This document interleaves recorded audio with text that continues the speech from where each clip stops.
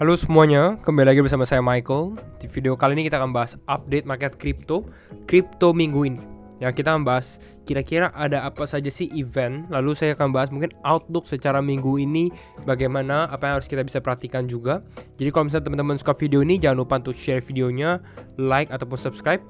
Dan happy Monday juga.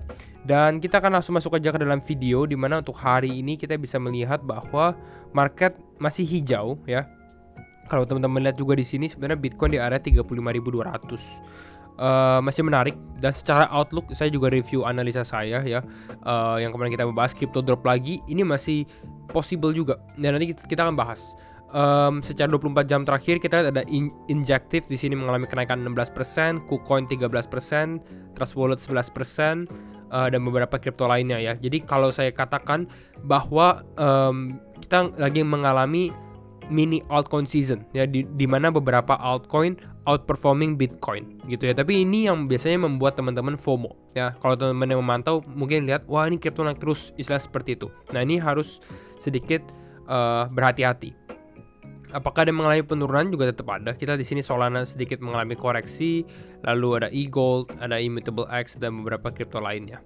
Next kita lihat Fear and Greed, masih sama. Untuk Fear and Greed kripto di sini kita ini ya, hijau ya, di grid ya 74.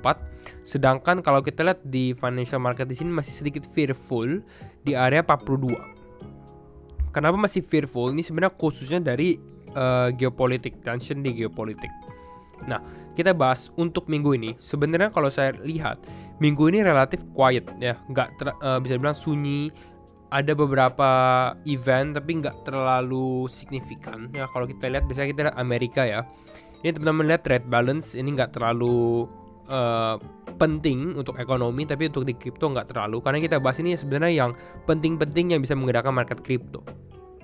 Kalau kita lihat di sini paling Chairman Jerome Powell ya, ini speaks-nya. Cuma biasanya pidato dia ini adalah pidato yang dia bahas di FOMC. Jadi nggak terlalu banyak perbedaan. Jadi walaupun di sini ada Jerome Powell dan kita lihat di sini bintangnya 3, istilah ini penting, tapi hasilnya mungkin nggak terlalu menggerakkan market.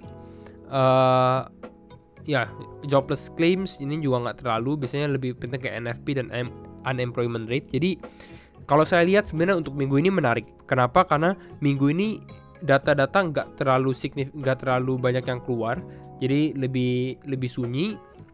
Berarti apa? Berarti keadaan untuk trading, ya khususnya untuk trading ini lebih enak. Kenapa? Karena kita trading nggak ada eksternal faktor, nggak ada data-data yang keluar. Nah, paling kita lihat juga CME di sini untuk FOMC di tanggal 13 Desember. Kemarin kita sempat bahas dia 80-20 ya kalau teman-teman nonton video ini. Saat ini sebenarnya dia udah naik 90 sama 9,8. Karena hasil NFP-nya itu cukup favoring market ya, atau ekonomi untuk stay aja di level sekarang, nggak usah dinaikkan suku bunganya. Jadi sebenarnya kalau kita lihat dengan data ini, kalau the Fed pause atau ini kan di sini 5,25%, sekarang juga 90%, probability-nya juga 5,25%. Artinya apa? Artinya ini cukup favoring market crypto atau market saham juga sebenarnya yang beresiko lah intinya. Dan ini patut kita mention juga, ini adalah FOMC terakhir di tahun ini. Jadi ya lumayan signifikan. Kalau kita hasilnya yang terakhir pause, ya hopefully di awal tahun nanti di 31 Januari itu udah mulai cut down. Jadi kalau saya lihat, kalau the Fed udah mulai cut down, sebenarnya ini udah bisa dibilang lebih mudah untuk market crypto mengalami kenaikan. Karena secara makroekonominya bisa dibilang sedikit disupport lah gitu. Jadi ya ini akan menarik. Dan tahun depan mungkin bisa menjadi tahun yang bukan sangat bullish lah, tapi mungkin hijau.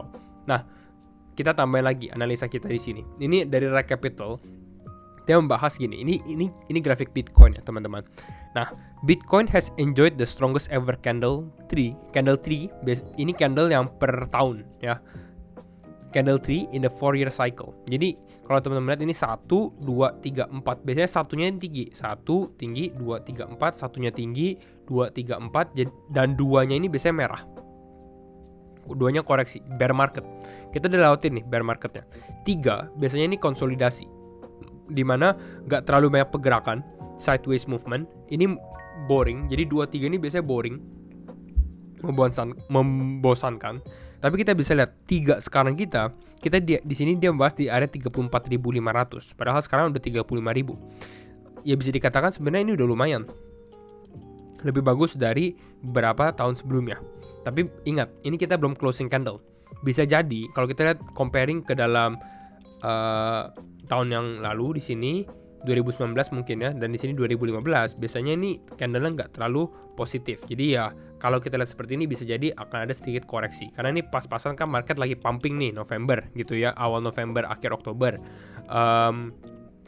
Mungkin di area ini ya nanti akan ada koreksi di akhir tahun bisa terjadi ya, karena saya sempat share di Telegram juga. Sebenarnya November Desember ini rata-rata ada sedikit mengalami correction di sini. Jadi ya mungkin masih bisa dikasih kesempatan untuk teman-teman yang belum load crypto posisinya ya, crypto positionnya. Jadi ya we'll see, kita akan tetap update terus, akan menarik sekali.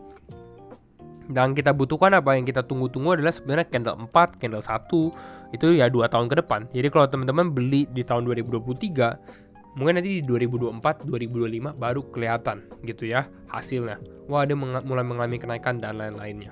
Oke? Next, ini kita bahas secara teknikal, tapi saya bahasnya nanti sama grafik aja biar teman-teman gampang melihatnya, jadi lebih mengerti. Kita langsung masuk aja ke teknikal. Oke, kembali lagi disclaimer on and do your own research, karena setiap keputusan tetap di tangan teman-teman. Oke, disclaimer on. Kita langsung masuk ke teknikal. Ya, ini bukan art dalam menarik garis, banyak yang haters teknikal, tapi saya lihat memang kita tarik-tarik garis di sini, tapi teknikal juga kadang-kadang work. Ya, karena ini adalah strukturnya lah. Kita biasanya orang-orang melihat resistance, support, market maker melihat teknikal juga secara grafiknya. Nah, kita kalau bahas secara kita punya time frame di sini, sebenarnya ini cukup menarik dari previous analisa kita yang di sini. Kenapa? Karena kita bisa lihat yang pertama, ini market Bitcoin sempat drop sesuai yang kita bahas juga, di mana ini breakdown dari fake breakdown lah bisa dibilang. Mungkin banyak orang yang shorting di area ini karena udah mulai breakdown, tapi ternyata dia mulai mengalami kenaikan. Oke. Nah, di sini kalau analisa kita di sini mungkin udah mulai mengalami drop, tapi saat ini kita bisa lihat ini masih cukup bertahan gitu ya. Nggak dikatakan salah, bisa jadi kedepannya bisa drop juga, tapi ini saya dilihat jadi lebih gampang kelihatan secara visualisasinya. Nah, tapi di time frame 4 jam di sini kita bisa lihat bahwa exponential moving average 50 yang warna merah ini menjadi support zone yang cukup kuat. Oke. Ini cukup strong. Bisa dibuktikan apa dari sini, hit di sini ya, hit di area ini. Lalu ini juga ada hit lagi. Jadi ya EMA 50 ini cukup menarik untuk kita perhatikan.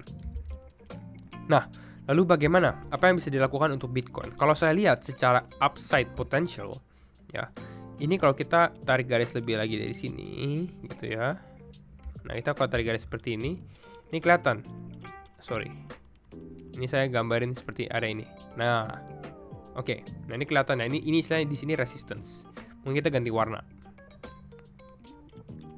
Let's say warnanya ini. Jadi kelihatan seperti ini. Nah, ini kita baru start of the week kan, baru awal minggu. Jadi kalau saya lihat, gak mungkin Bitcoin akan konsolidasi seperti ini selama satu minggu ke depan, gitu ya, di area ini konsolidasi. Ya bisa terjadi, tapi kecil kemungkinannya, gitu ya.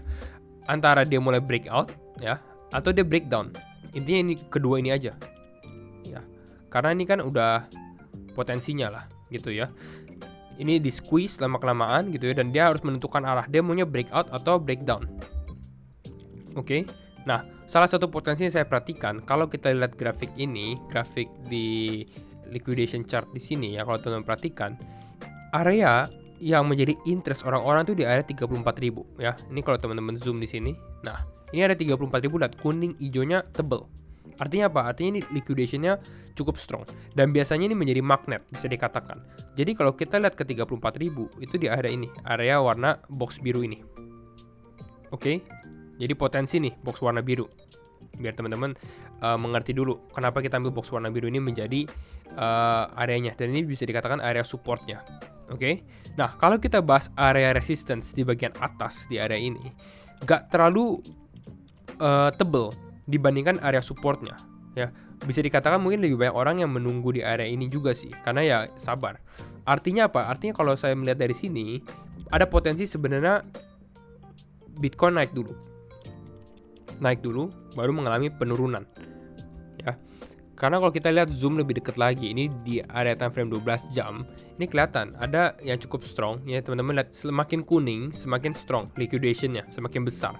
Artinya apa? Kalau kita lihat di area 12 jam di sini ya, area kisaran di bawah 36.000 ya, di bawah 36.000, di atas 35.000, 35,5 ribu ya, 35.500 lah, sorry ya. Ini mungkin bisa dikatakan yang menjadi target kita ya, jadi ini mungkin menjadi upside target. Nah, kalau kita masukkan ini ke dalam grafik, ini teman-teman lihat, ini saya sudah highlight, ini di bawah 36.000 ya, di atas 35.500. Saya lihat ini mungkin potensi kisaran 35.700, 35.800-an. Makanya ini kalau teman-teman lihat grafik area di sini, ini yang garis warna kuning di sini, ya ini yang saya taruh. Ini menjadi target lah intinya. Dimana potensinya yang kalau saya perhatikan, kembali lagi disclaimer and do your own research, mungkin yang terjadi oleh Bitcoin adalah Bitcoin bisa jadi mulai mengalami breakout gitu ya, atau mengalami breakout di sini, lalu potensi untuk ambil liquidity di daerah ini ya, seperti grafik yang kita lihat. Dan bisa dibilang ya ini di daerah wick candle-nya yang sebelumnya ya, ini wick candle di sini, shadow candle di sini. Dan yang kita mau sebenarnya kalau potensi sebenarnya, oh ini target atau trigger kita, intinya dia bisa mengalami penurunan, itu kita nggak mau dia melihat ada higher high lagi atau dia membuat high baru. Jadi hopefully di sini 36.000 menjadi high sementara waktunya gitu ya. Lalu Bitcoin mulai mengalami penurunan, intinya udah hit dari sini mulai mengalami penurunan gitu. Nah, yang kita mau sebagai trigger short kita adalah dia closing di bawah exponential moving average 50-nya di time frame 4 jam. Ternyata dia closing di sini, jadi bukan di garis warna putih, tapi mungkin dia closing di bawah area exponential moving average 50 di time frame 4 jam, closing misalnya di daerah ini, berarti ini cenderung akan short. Mungkin dia sedikit mengalami kenaikan, baru mengalami penurunan, mungkin trigger ke daerah ini. Nah, ini mungkin menjadi outlook saya sih sebenarnya kalau diperhatikan untuk minggu inilah kira-kira mungkin ini yang bisa terjadi oleh Bitcoin. Dan ini hit dua grafik ya, antara orang-orang yang mau breakout dan mau turun, kan ternyata price-nya harganya fake breakout baru mengalami penurunan. Target sebenarnya hampir sama. Kalau teman-teman tanya target ke bawah, saya mungkin masih di daerah kisaran bawah ini 32 ribuan untuk downside target yang lebih dalam lagi ya. Saya mau bahas juga beberapa hal yang teman-teman bisa lihat juga. Altcoin mengalami strong movement. Ini terlihat juga di total 3. Total 3 ini market cap tanpa Bitcoin dan Ethereum juga ya. Di sini kita bisa perhatikan strong movement untuk altcoin mulai bangun ya. Tapi ya ini bukan karena altcoin aja sih, karena Bitcoinnya juga strong gitu ya. Bitcoinnya strong, altcoin mau nggak mau ikutan juga positif momentum dari Bitcoin. Next up, mungkin ini lebih penting, ini adalah Bitcoin dominance. Nah, ini kita lihat nih Bitcoin dominance dalam beberapa hari terakhir, mungkin 4 hari terakhir lah atau 1 minggu terakhir. Ini kelihatan Bitcoin dominance sedikit mengalami penurunan. Tapi ini artinya bukan altcoin season sih kalau menurut saya. Mini, kenapa? Karena trennya masih uptrend, masih naik ke atas ya. Target saya masih di area mungkin kisaran 57-58%. Ini masih strong. Kita sempat call ini kalau nggak salah di bulan Agustus atau September gitu ya, di bawah sini, bahwa ada kemungkinan dia untuk naik dulu ya. Dan memang ini up terus Bitcoin dominance ya. Jadi altcoin saat ini ya, ini di enjoy aja altcoin season saat ini gitu ya. Tapi saya lihat untuk bull market kembali ya, untuk crypto naik lagi, biasanya Bitcoin harus trigger dulu, Bitcoin harus naik dulu secara signifikan, baru altcoin-altcoinnya mulai mengikuti gitu. Jadi ya trennya masih up ya. Jadi mungkin ini dulu aja untuk update kisaran market crypto, potensi apa yang terjadi bisa di minggu ini dan lain-lainnya ya. Semoga teman-teman suka video nih, dimana kita membahas outlook yang bisa terjadi di market crypto juga. Dan sekali lagi thank you semua for watching and see you in the next video. Bye bye.